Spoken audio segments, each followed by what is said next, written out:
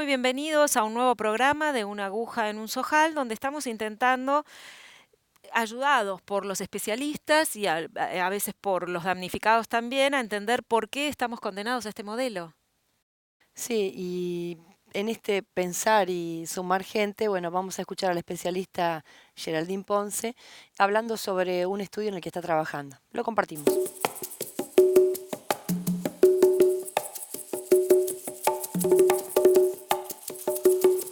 Mi nombre es Geraldine Ponce, soy licenciada en Trabajo Social y estoy presentando mi tesis de la maestría de Epidemiología, Gestión y Políticas de Salud.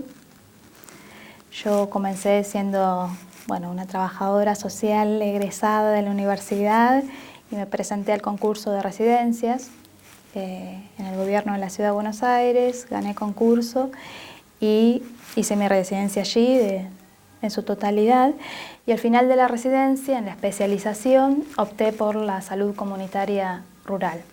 Entonces allí me vinculé con el movimiento campesino y pude hacer una experiencia ahí de construir comunitariamente saberes desde distintas vivencias y distintas trayectorias. Y específicamente estamos trabajando con la población que vive del otro lado de la vía, que es Máximo Paz Oeste. ¿Sí? Que es un poco lo que estuvimos viendo, que es un poco la más afectada desde el punto de vista, digamos, de su situación social y de su situación económica, de su situación de vivienda, digamos, tiene mayores problemas que el resto de la población de Máximo Paz.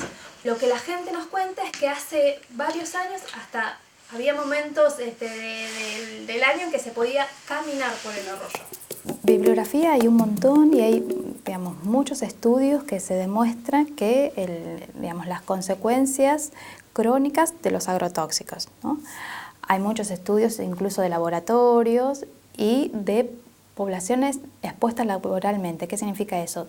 Justamente de poblaciones que trabajan en medio rural, ¿no? Llámese aplicadores, llámese cosechadores, distintos tipos de tareas en el medio rural. A mí me interesaba saber justamente población que no está trabajando en forma directa en una tarea agrícola, pero que, por lo que mencionábamos antes de las derivas, de todas maneras está afectado por la utilización de agrotóxicos.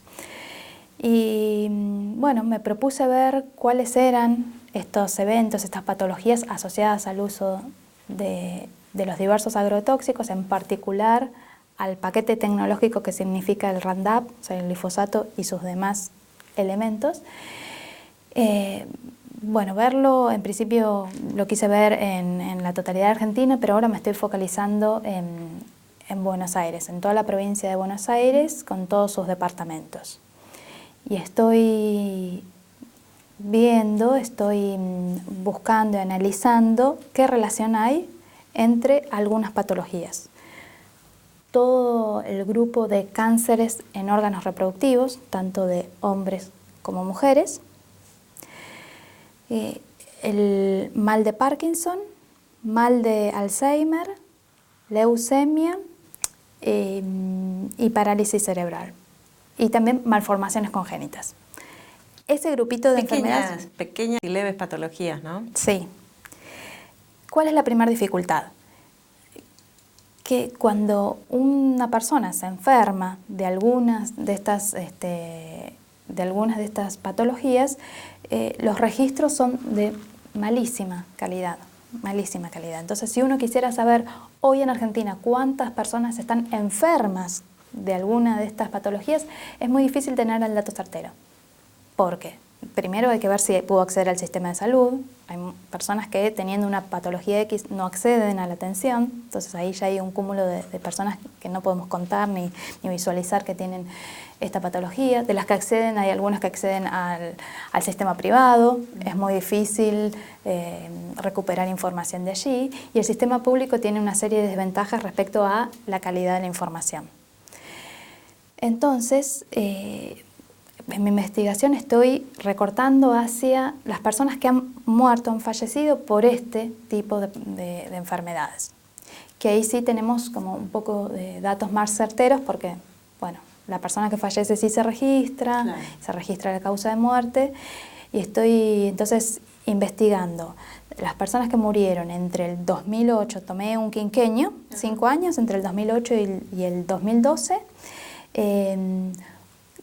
y lo que estoy tratando de ver es que si esas tasas de mortalidad, esos porcentajes de población que muere por estas patologías, está asociado en cada uno de los departamentos de la provincia de Buenos Aires con la variación que hay en la utilización de agrotóxicos en esas mismas departamentos. ¿Por qué se ha agudizado y agravado de tal manera el problema de los agrotóxicos?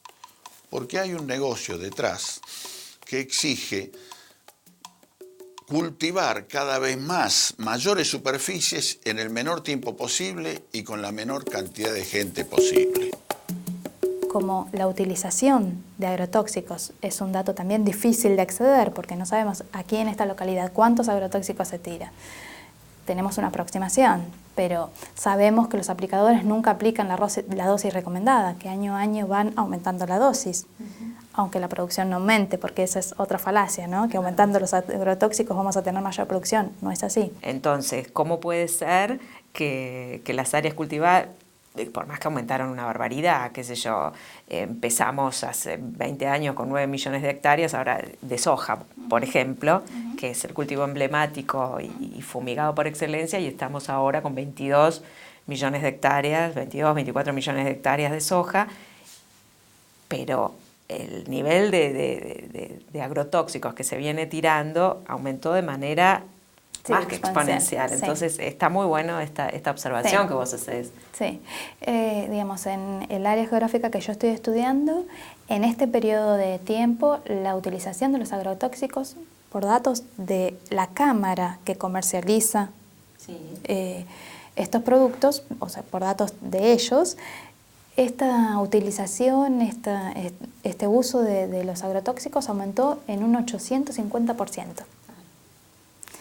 No así la productividad, ¿no? de lo cosechado. Pero bueno, como esos datos inclusive no son de buena calidad, estoy utilizando datos más objetivos, que es cuánta superficie de soja sembrada hay en cada departamento, que eso también ha ido aumentando porque sabemos que la frontera agrícola año a año va avanzando hacia zonas que antes se dedicaban a la ganadería o a producción mixta o que no eran tierras productivas, ¿no? Se está avanzando, o incluso en bosques nativos y montes nativos. Había 6 millones de hectáreas con soja, ya era un modelo que se estaba instalando, pero sí hubo un repunte fenomenal que se multiplicó luego de la devaluación de 2002 a llegar hasta la actualidad a 19 millones de hectáreas. Creció geométricamente y sin duda, sin la aprobación de esa soja transgénica de esa manera tan poco clara, incluso hoy en día los archivos no se terminan de conocer, no podría haberse instalado el agronegocio de la manera que se instaló en Argentina.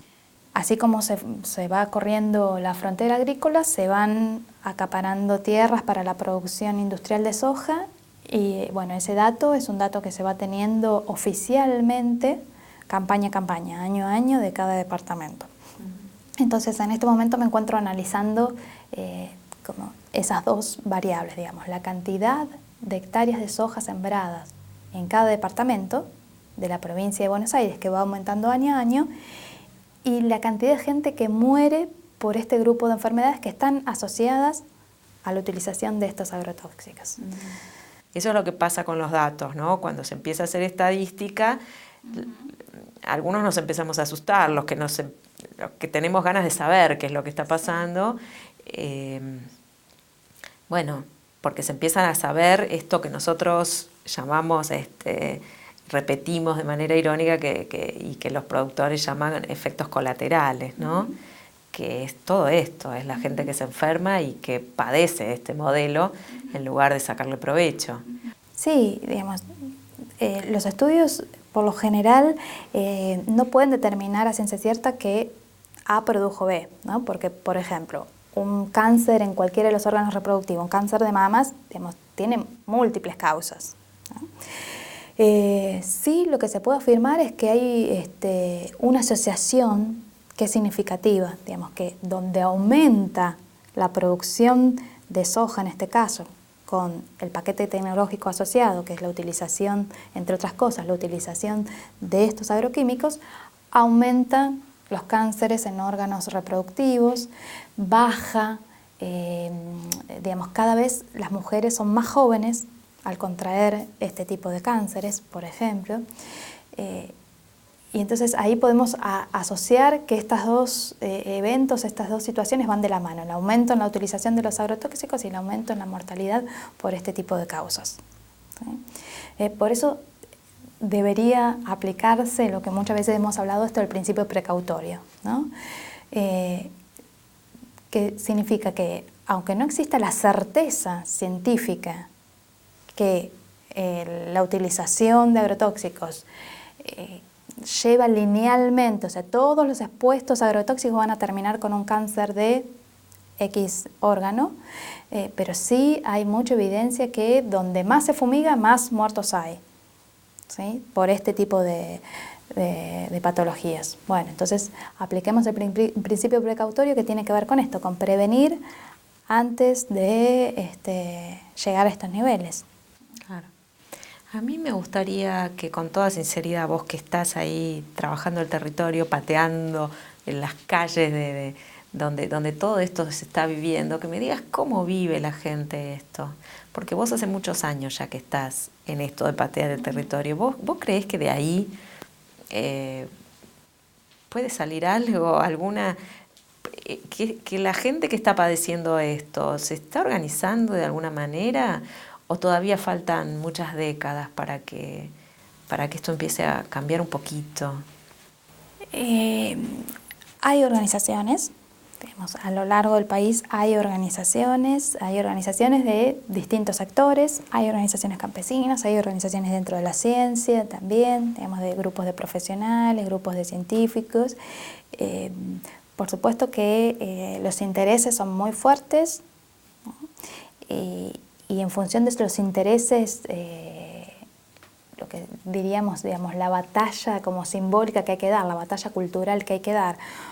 A partir de la resolución 125 y el gran debate que ocasionó todo el modelo agropecuario, comenzó, creo, como nunca antes, un debate justamente sobre este modelo en base a la soja transgénica. En muchos municipios de la provincia de Buenos Aires está sucediendo que se está perdiendo el temor a, ¿cómo diría?, hasta la denigración cultural de suponer que la pequeña planta de pollos es menos importante que la gran planta de pollos porque, bueno, el tratamiento, la higiene, etcétera, digamos.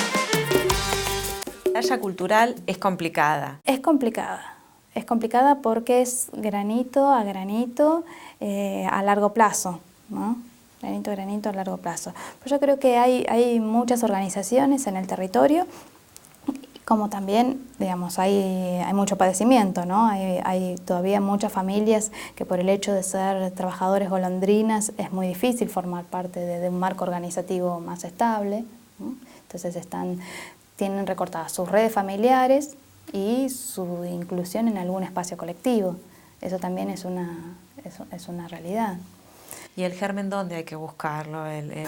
Bueno, yo te pregunto, vos sos una profesional y me gusta preguntarle esto a la gente que está, porque es un elefante de 800.000 kilos que hay que levantar porque tiene que ver con todo, porque es un problema político, económico, social, sanitario, ambiental.